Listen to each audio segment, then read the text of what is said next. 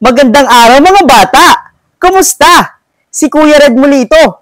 At may panibagong kwento na naman ako para sa inyo. Ang pamagat nito, Malakas na Nagbabasa si Rohana. Kwento ni Rami Marina at Eva Y. Nukman.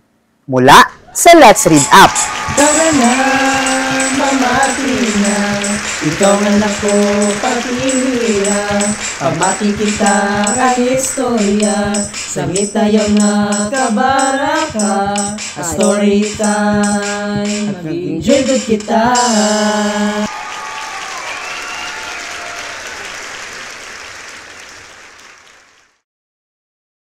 Ang ina ni Rohana ay aalis para sa isang tradisyonal na seremonya. At kailangang alagaan ni Rohana ang kanyang mga kapatid. Gusto ni Rohana na tapusin ang pagbabasa ng kanyang libro. Abala sa paglalaro ang mga kapatid ni Rohana. Siguro ngayon na ang magandang panahon para basahin ni Rohana ang libro na ibinigay sa kanya ng kanyang ama kahapon. Ito ay isang kwentong pagbasa ng Dutch na tinatawag na De Circus.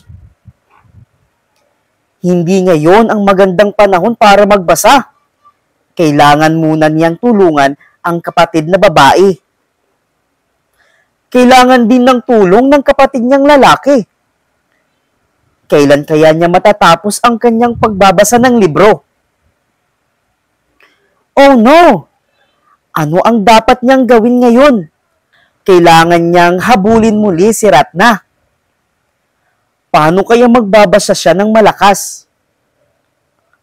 Ruskan, halika, sumali ka sa amin. Nagbasa si Rohana ng malakas. Gumagana siya. Gustong-gusto ni Ratna at ni Ruskan ang kwento ng Dutch tungkol sa circus. Binasa ni Rohana ang kwento sa wika ng Indonesia.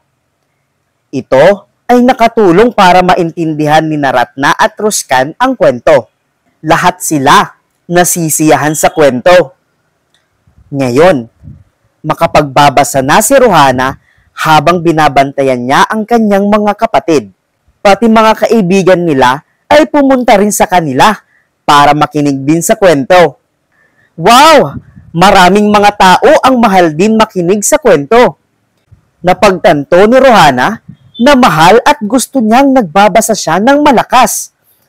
Gusto niyang gawin ito araw-araw. Dahil sa mga kwento ni Rohana, gusto ng kanyang mga kaibigan na matutong magbasa at sumulat. Pwede silang turuan ni Rohana. Marahil ang mga tao sa parke na ito ay gustong makinig sa mga artikulo sa pahayagang ito. Oo nga, nagustuhan nga nila. Gustong-gusto ni Rohana na magbasa ng malakas sa mga taong gusto at mahal ang mga kwento. At dyan po nagtatapos ang ating kwentong Malakas na Nagbabasa si Rohana.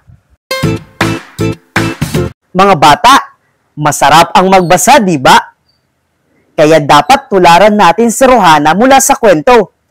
Gustong-gusto niya ng magbasa ng malakas at gustong-gusto niya rin na matuto ang kanyang mga kaibigan sa pagbabasa. Maraming salamat sa inyong pakikinig. Magkita-kita muli tayo sa susunod na linggo. Paalam!